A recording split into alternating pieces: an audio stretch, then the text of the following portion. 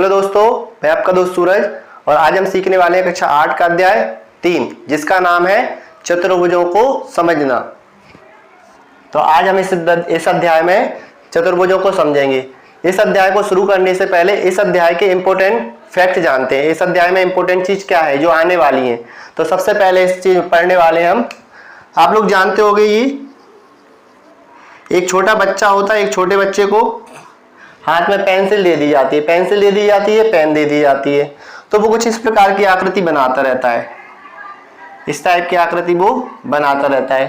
ठीक है, तो एक बार क्या हुआ, एक बच्चे ने, ठीक है, पापा ने उसके बच्चे को क्या दे दी, पेंसिल दे दी। अब बच्चा बनाता है इस प्रकार की आकृति, बच्चा बना रहा है इस प्रकार की आकृति और बनाने के बाद बोलता है पापा पापा देखो, ये देखो क्या बन गया। तो बोलती है बेटा बताओ क्या बन गया। तो बेटा बोलता है पापा ये आपका चित्र है। oh my God! तो पापा बोलता है बेटा ये मेरा चित्र है। हाँ जी आपका चित्र है। तो कहता हाँ बेटा आपने बहुत अच्छा चित्र बनाया, थोड़ा सा और इसको अच्छा बनाने की कोशिश कीजिए। ठीक है, तो फिर दोबारा फिर बनाता है बच्चे चित्र। कहीं देखो इस बार जी मैंने किसका चित्र बनाया है। तो बेटा बोलता है इस बार जी मम्मी का चित्र है। किसका चित्र है, मम्मी का चित्र है। अरे देवा! तो इस आकृति से एक चीज समझ में आ रही है कि जब बच्चा पेन को या पेंसिल को घुमाता है या इस प्रकार से आकृति बनाता है, इस प्रकार से आकृति बनाता है, तो इस प्रकार की आकृति को हम बोलते हैं वक्र। क्या बोलते हैं बेटा, वक्र। अब वक्र क्या होता है, तो वक्र ये सारी आकृतियां जो दे रखी हैं वो वक्र हैं। क्या है, वो सारी आकृतियां वक्र हैं। तो इसकी डेफिनेशन क्या हो जाएगी वक्र की, तो हम देखेंगे बिना पेन पेंसिल उठाए, बिना पेन पेंसिल उठाए। जैसे हमने ये पेन रखी, ये हमारी पेन है और हम इस प्रकार की आकृति बना रहे हैं। अभी देखो हमने पेन नहीं उठाई है, पेन नहीं उठाई, लेकिन हमने यहाँ पेन उठा ली है, तो ये क्या हो गया, वक्र बन गया।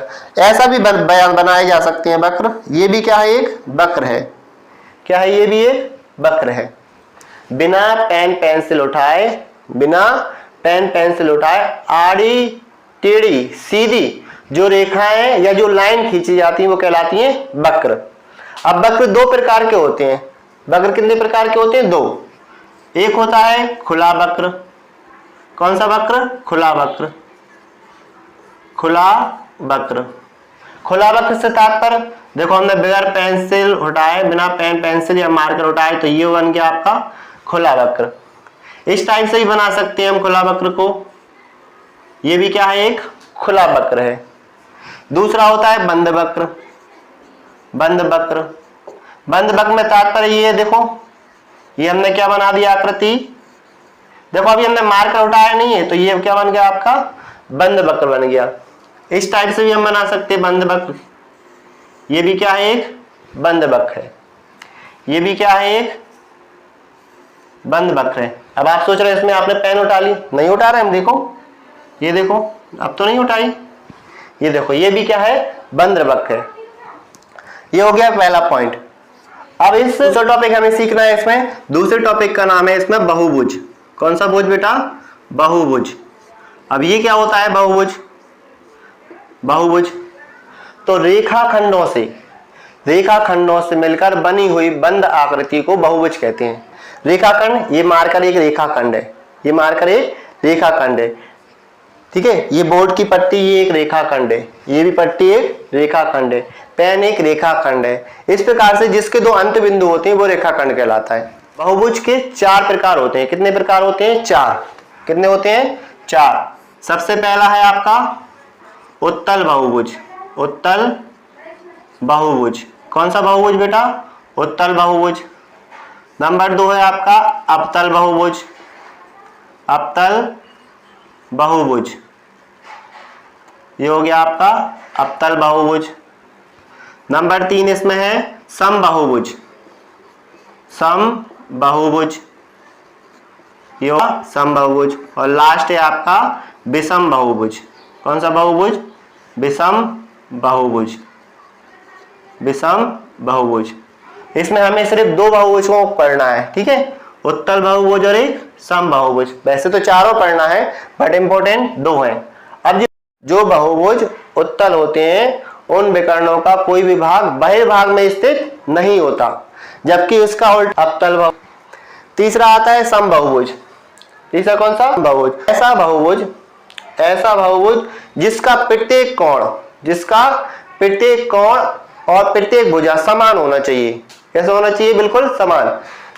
सपोज दैट ये हमने क्या बना दिया? एक समबाहु त्रिभुज बना दिया। क्या बना दिया? एक समबाहु त्रिभुज। हमने क्या? एक वर्ग बना दिया। क्या बना दिया हमने? ये वर्ग। तो देखो इसकी 3 भुजाएं, ये तीनों भुजाएं क्या होंगी? समान।